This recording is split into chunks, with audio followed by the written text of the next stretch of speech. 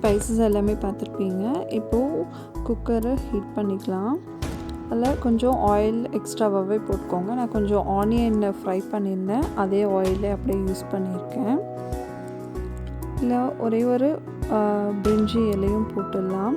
அதுக்கப்புறம் 2 பட்டை, கஸ்தூரி மேத்தி, நம்ம அதுக்கு முன்னாடி போட்டிருந்த அந்த இன்க்ரீடியன்ட்ஸ் எல்லா ஸ்பைசஸுமே வந்து இதில் ஆட் பண்ணிவிடுங்க. க்ளோவ்ஸ், அனீஸ், அப்புறம் ஸ்டார் அனீஸ், ஏலக்காய், பட்டை, லவங்கம், சோம்பு இது எல்லாமே நம்ம ஆட் பண்ணிடலாம். ஆட் பண்ணிவிட்டு பொரிஞ்ச உடனே வெங்காயம், ஒரு 4 வெங்காயம் வந்து பொடியாக நறுக்கி வச்சுருந்தேன். 4 வெங்காயம், இஞ்சி பூண்டு பேஸ்ட்டு, ஒரே ஒரு பச்சை மிளகா காரத்துக்காக. பச்சை மிளகா வேண்டாம் அப்படின்னாலும் நம்ம அவாய்ட் பண்ணிடலாம். ஆனால் பச்சை மிளகா போட்டாலும் கொஞ்சம் நல்லா எக்ஸ்ட்ராவாக டேஸ்ட்டு கொடுக்கும், பிரியாணிக்கு நல்லா டேஸ்ட்டாக இருக்கும்.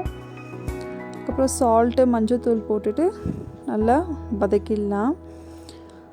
கொஞ்சம் மீடியம் ஃப்ளேம்லேயே வச்சுட்டு ஆனியனை நல்லா வதக்கிடுங்க. கொஞ்சமாக புதினா இலையும் போட்டுடலாம். ஏன்னா புதினா இலை போட்டு வதக்கணுன்னா ரொம்ப டேஸ்ட்டாக இருக்கும். பிரியாணிக்கு முக்கியமாக வந்து புதினா இலையும் கொத்தமல்லியும் தான் ரொம்ப முக்கியம். ஸோ இதை ரெண்டுத்தையுமே வந்து போட்டுட்டு நல்லா வதக்கிடலாம். அதுக்கப்புறமா 4 தக்காளியும் பொடியாக கட் பண்ணி வச்சுருந்தோம். ஸோ இந்த 4 தக்காளியும் போட்டுட்டு இதையும் வந்து நல்லா பொடியாக நறுக்கிட்டு அதோடு சேர்த்துட்டு நம்ம வதக்கிடலாம். வெங்காயம், தக்காளி ரெண்டுமே வந்து ரொம்ப பொடியாக வந்து நறுக்கிக்கணும். அதுக்கப்புறம் கொஞ்சமாக மிளகாத்தூள் ஆட் பண்ணிக்கோங்க. உங்களுக்கு காரத்துக்கு ஏற்ற மாதிரி நீங்கள் வந்து ஆட் பண்ணிக்கோங்க. அப்புறம் 1 ஸ்பூன் வந்து தனியாத்தூளும் நான் ஆட் பண்ணியிருக்கேன், ரொம்ப காரம் வந்துடக்கூடாதுன்றதுனால. கொஞ்சமாக காஷ்மீரி சில்லி அதுவும் ஆட் பண்ணியிருக்கேன் நான். கொஞ்சம் கலர்ஃபுல்லாக இருக்கும் அந்த பிரியாணி, அதனால் காஷ்மீரி சில்லி பவுடர் வந்து நமக்கு ஆப்ஷனல் தான். கொஞ்சம் கலர்ஃபுல்லாக இருக்குன்றதுக்காக அதை நான் போட்டிருக்கேன். ஒரு 1/2 டேபிள் ஸ்பூன் கரம் மசாலாவும் போட்டிருக்கேன். இன்னும் கொஞ்சம் நல்லா ஃப்ளேவர் நல்லா வரும். இந்த ஸ்டேஜில் நம்ம 1 ஸ்பூன் கீ ஆட் பண்ணிக்கலாம். ஃபஸ்ட்டே வந்து கீ ஆட் பண்ணக்கூடாது. இந்த ஸ்டேஜில் கீ ஆட் பண்ணோம் அப்படின்னா மசாலாவோடு மிக்ஸ் ஆகிட்டு கீ வந்து நல்லா ஃப்ளேவர் கொடுக்கும். நெக்ஸ்ட்டு கொத்தமல்லி, இன்னும் கொஞ்சம் கொத்தமல்லி ஆட் பண்ணியிருக்கோம். இதில் வந்து நான் ஒரு 500 கிராம்ஸ் மட்டன் எடுத்து வச்சுருந்தேன். அந்த 500 கிராம்ஸ் மட்டனும் மசாலா எல்லாமே வந்து ரொம்ப ஜெல்லானதுக்கப்புறமா மட்டனை வந்து இதோடு சேர்த்து ஆட் பண்ணிவிட்டு மீடியம் ஃப்ளேம்லேயே வச்சுட்டு நம்ம வதக்கி விட்டுருங்க.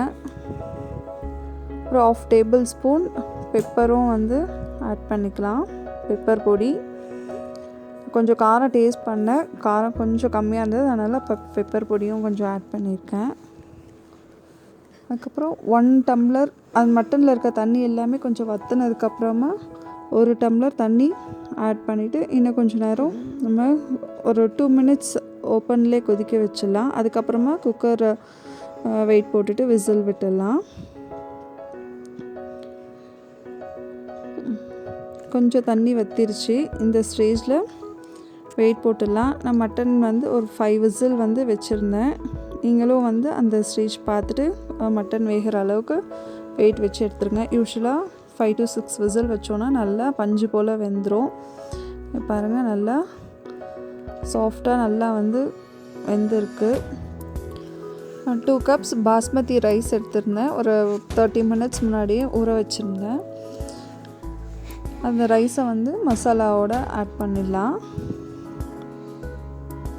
ஆட் பண்ணிவிட்டு ரைஸ் உடையாமல் கொஞ்சம் லைட்டாக கலரி கொடுங்க. ரொம்ப வந்து நம்ம மிக்ஸ் பண்ணி கலரிட்டோம் அப்படின்னா ரைஸ் உடஞ்சிடும்.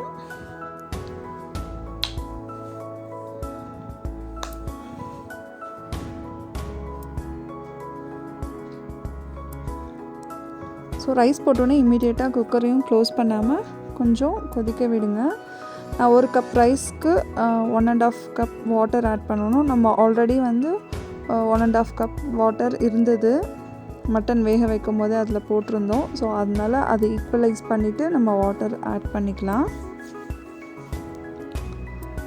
ஸோ இப்போ ரைஸும் நல்லா கொஞ்சம் கொதிச்சிருச்சு. இந்த ஸ்டேஜில் குக்கரை க்ளோஸ் பண்ணிடலாம். க்ளோஸ் பண்ணிவிட்டு நான் 2 விசில் தான் விட்டுட்டேன்.